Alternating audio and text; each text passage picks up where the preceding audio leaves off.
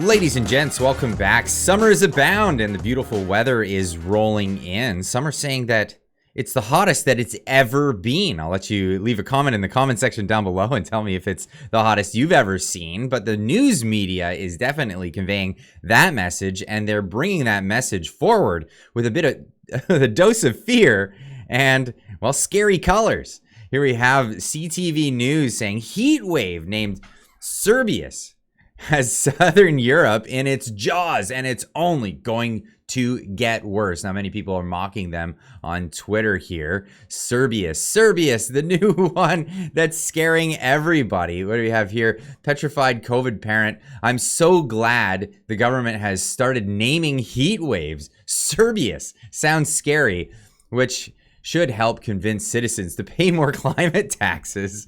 Here we go. We have, now they're naming heat waves just like they named COVID variants. Lamau with the clown face emoji. This is really getting bad. Okay, BBC getting in on this one.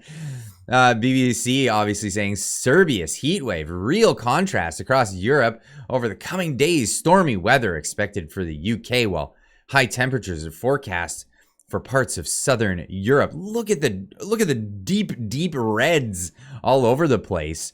Are these unusual temperatures? Well, we'll look into this. Cerberus heat wave. All they did was give summer a fancy name and change the map colors.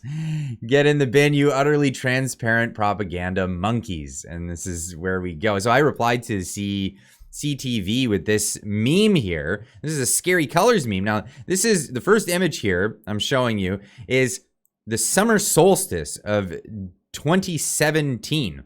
That would be June 21st for those who don't know.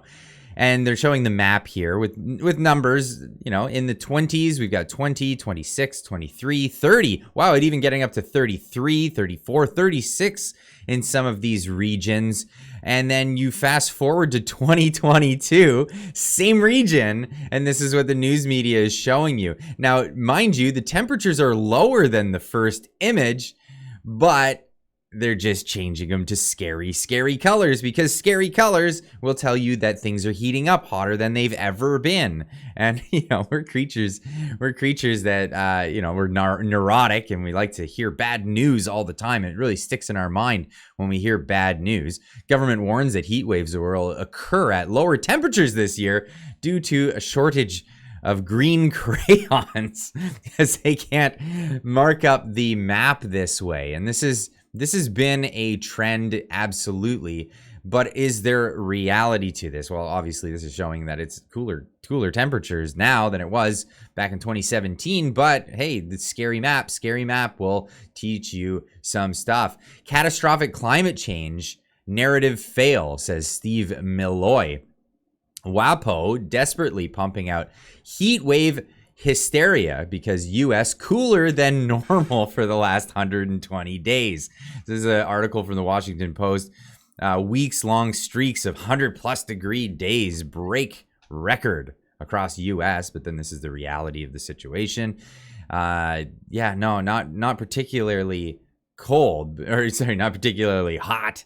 This is kind of usual temperatures. I know where I'm at. I work in a shop. I work in a garage where the doors are open all summer, and it hasn't been particularly hot this year for us at all. This has been, my experience anyhow. Steve Malloy also saying 87 years ago today, deadly heat wave hits New York City.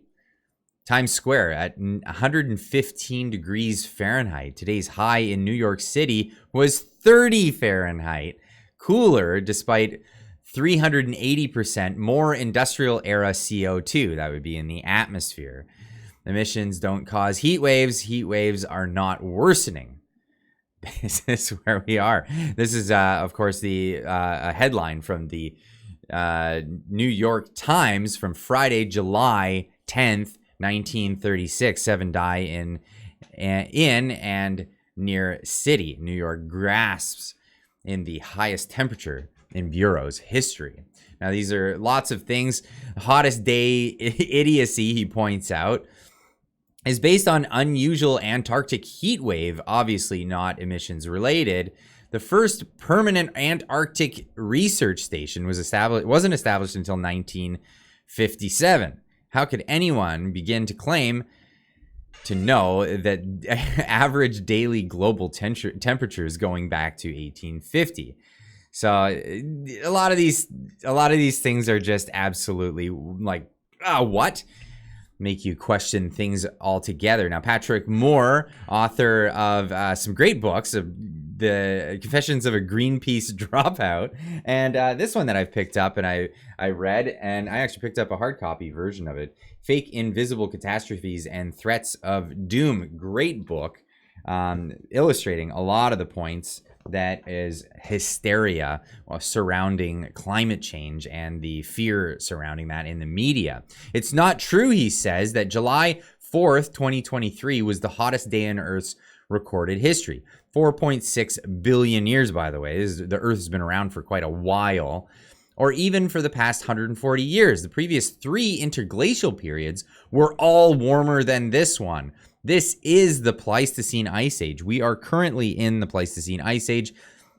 There are many people in science that are trying to say that the Holocene is a new era. This is not, in fact, still the Ice Age, but this is contested. This isn't actually something that is legitimate at this point, not yet anyway. Now, this is a great article. I'd like to leave a link in the description so you can read it in its entirety. This is Dan Fournier's Inconvenient Truth, Confessions of a Canadian Energy Expert, an interview with Alan McRae. And he interviews this energy expert who, this is basically titled along the lines of Confessions of an Economic Hitman, which was a best-selling book by John Perkins. But it's labeled in this way. He's an energy expert, and he's come forward to talk about what's been happening in the industry. Instead of revealing how the IMF goes into third world countries to loot their natural resources while impoverishing their citizens, McRae has been revealing since at least 2002 how climate change, in quotes, has been the one giant ruse from the very start, acting as a mechanism to which to loot countries and impoverish their citizens. The only difference now is that those who have created the climate change strategy aren't merely targeting third world nations, such as those in the African continent and ones located in the global south, but all countries, including so-called sophisticated advanced economies, such as Canada and those in the G20. Now, the article goes on to say from the early 1980s, there was already a theme developing in the fossil fuels that fossil fuels were bad.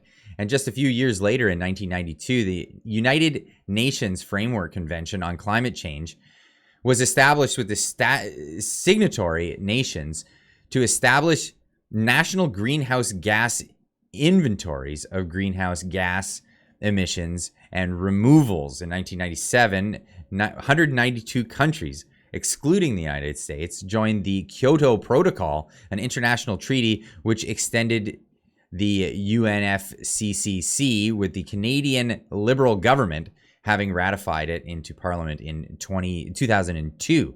It had come into force in 2005, but by 2011, Conservative Prime Minister Stephen Harper withdrew Canada from the Kyoto Protocol, and that helped us greatly, and actually led to helping us stave off a lot of economic woes that were coming our way through good fiscal policy, of course, with the utilization of energy, the energy sector. Thank you so much for that. Now, I'll leave this article for you to read in the pinned comment down below, but this hasn't stopped the Liberal Party from bringing fear of all these things, not just heat waves, but forest fires. This is an ad that they ran just a few weeks ago. Millions of Canadians are living under air quality alerts tonight as thick smoke from raging wildfires blankets much of Ontario. Montreal has the worst air quality among major cities around the world. The dense smoke that shrouded northern Alberta now sits heavy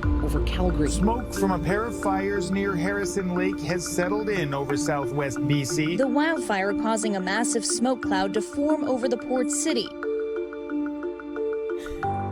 He refuses to put forward any real plan to fight against climate change, and he does nothing but fight against our plan to fight climate change. If he has a better plan, let him say it, because we've been waiting a long time for it. But he has no plan to fight climate change. He still questions whether it exists while Canada is burning. Yeah, so the Liberal plan to fight climate change, which they are attributing to forest fires here in this video, is to tax their citizenry more and more. Another good article from Dan Fournier is the expose: Canada residents and businesses are about to be carbon taxed into oblivion. And you don't have to just read this article, which again I'll leave in the pinned comment down below, but I'll leave this video as well for you. This is Quick Dick McDick's talking about carbon taxes and how we're not a lead contributor to any of this stuff that they're claiming is causing global warming or climate change,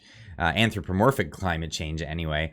And but we're the ones footing the bill for it. How is that at all going to change or affect anything? So we're punished unmercifully as Canadians for driving, heating our homes, and eating, all while being responsible for this much of global greenhouse gas emissions on a faulty national inventory report. Then we're told to, oh, hey, Blue Ball. Then we're told to switch over to unreliable energy sources like these or these, whose components are mostly controlled by these guys, who are also responsible for this much of global greenhouse gas emissions. And not only that, but they're busy with their fingers in our elections here in Canada. Meanwhile, this guy tells us that we need to do more, who is absolutely 100% addicted to traveling on one of these, which emits this much CO2 per hour, and takes a vacation to this place at the cost of this much to taxpayers, and is this year going to give himself a raise of this much money. Yeah, I don't have to. Yeah, I'll leave a link in the description down below. You can go check that out, watch that whole video in its entirety. He lays it out very well. Quick Dick McDick, amazing YouTuber from the prairies, farmer, and knowledgeable on this situation. So I'll leave that with you guys. Let me know in the comments down below. Has it been hotter for you this summer? I know it hasn't been for us out here in the West, but let me know in the comments. We'll see you in the next one. And hey, we'll also see you tonight in the live stream. We do this every Friday evening at 9:30 Eastern and 6:30 Pacific. Check it out. Special guest Corinne Maury. She's going to be coming back on the channel talking about, well, what's going on with nurses in British Columbia that are still fired since the COVID-19 pandemic. Anyway, tune into that and we'll see you in the next one. Keep on trucking.